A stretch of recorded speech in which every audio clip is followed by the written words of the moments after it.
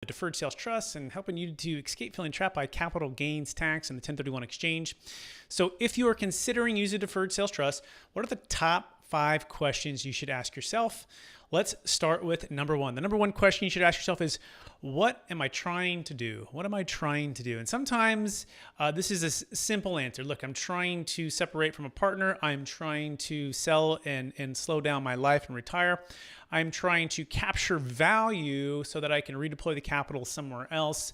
It could be a death in the family. It could be a divorce. It could be something that's a lifestyle change, and the asset that you're holding is taking up a lot of time, energy, toilets, trash, liability. It can be a number of things. You know, being a multifamily broker and growing up in the real estate industry, there's a time and a place to sell certain properties and a time and a place to exit certain businesses, and you've got to really qualify and quantify and clarify what is it that you're trying to do. A couple other questions on this first part would be, you know, why am I selling and what's keeping me up at night? Right? What are the things that are stressing me out? What is the motivation to even think about exiting the asset? You know, sometimes people come to us at Capital Gains Tax Solutions and we walk through some of their scenarios, and oftentimes we find that the motivation really isn't there to exit the asset, the business, the property, or they haven't maximized the value of the business at this point, right? Or they thought the value was X, but really it was Y once they went through the process of due diligence and working with M&A advisors that we work with.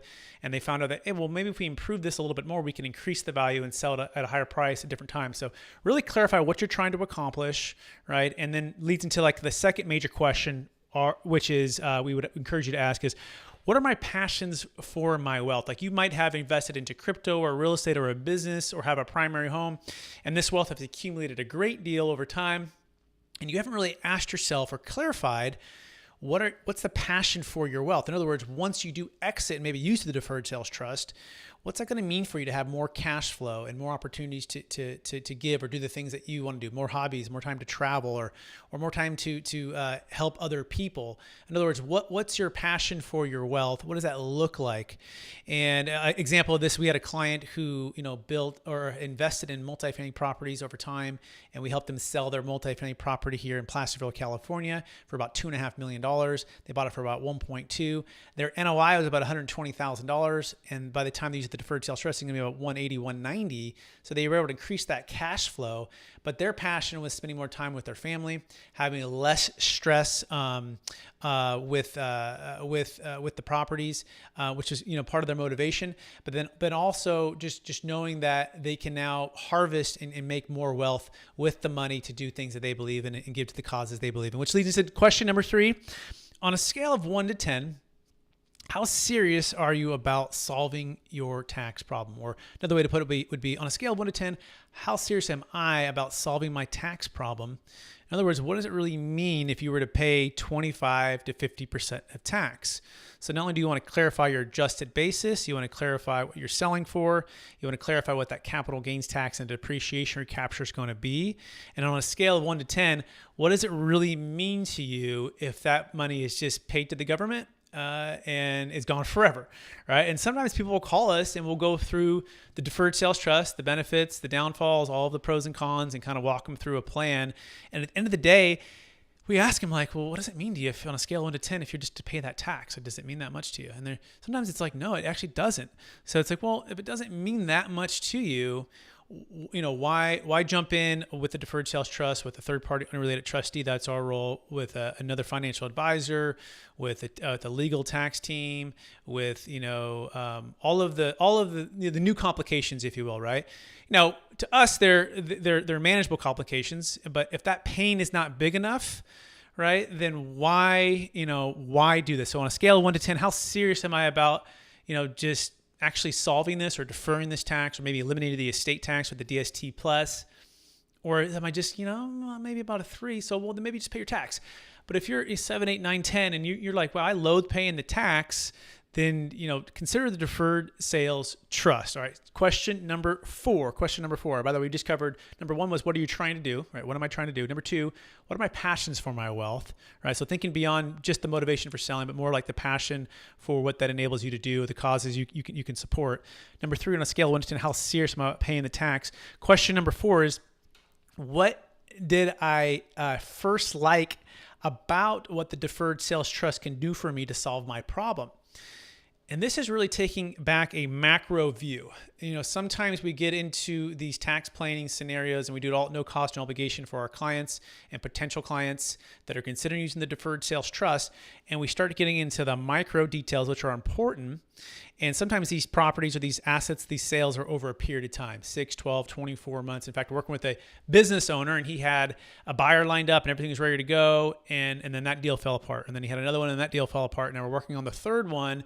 And sometimes we get so involved in all the little details about the Deferred Sales Trust and, what the limitations might be and what it would mean if this, and we can, it's really good to analyze, but sometimes it's also just as important to take another big step back and say, okay, what was the first thing that I really liked about the Deferred Sales Trust? Not only was it, deferring the capital gains tax, but it was that freedom and flexibility to be able to buy another business venture or to buy some real estate or to not have to buy any real estate or business and just be completely passive into the biggest companies in the world, S&P 500 and things like that, right? So realizing that it's the forest and the trees, right? And sometimes if we're getting into our deals so involved that we can forget about the forest and taking that step back about what you first liked about the Deferred Sales Trust and really what was that first instinct of what it could do for you and your family.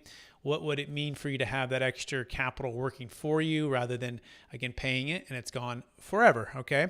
So that is question number 4. So we covered what are you trying to do, question number 1. Question number 2, what are my passions for my wealth?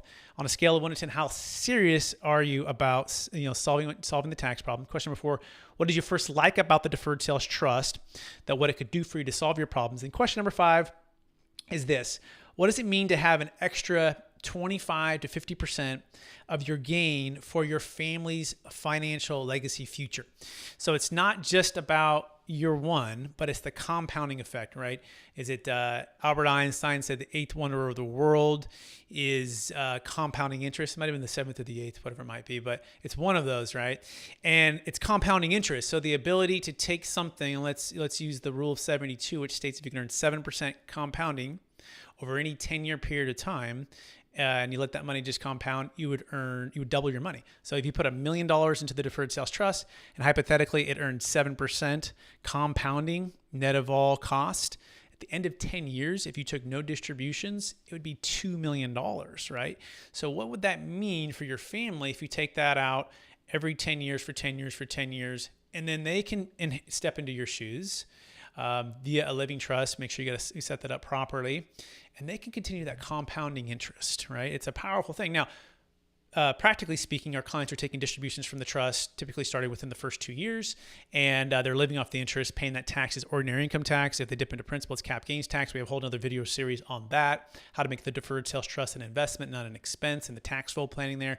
But just thinking that financial family legacy and what it could mean for your family using the laws of compounding interest over a long period of time, right, to create and preserve more wealth with the Deferred Sales Trust. And as well, how can you help others with the capital, right? So some folks come to us and they say, well, Brett, I want to be able to give it away. Well, great. You can use the Deferred Sales Trust, and any distributions you have, you can turn around and pay them off to charity and check with your CPA, but that should just offset the tax on the ordinary income in the given year. And you might have a loss in the future as well in a different asset or property, and then you might take an accelerated payment out of the trust and that giving you to offset some gain there. And so there's lots of tax flow planning that we work with you and your CPA, but realize that this can be used for a lot of good for you, for your family, for your family's legacy, and also to be able to give to charity should you want to do that. So those are some of the top 5 questions to ask yourself if you're considering using the Deferred Sales Trust. Hey, if we can help you at all, we want to encourage you to go to capitalgainstaxsolutions.com and help you get clarity if the Deferred Sales Trust is a good fit for you one way or the other. We have no cost, no obligation consultation. You just fill out the form there. Check out our free ebook and check out our other book that's coming out here on Amazon, Building a Tax-Deferred Exit Strategy. So appreciate you watching this video. Please rate, review, subscribe. Please share this with someone who could help. And we look forward to talking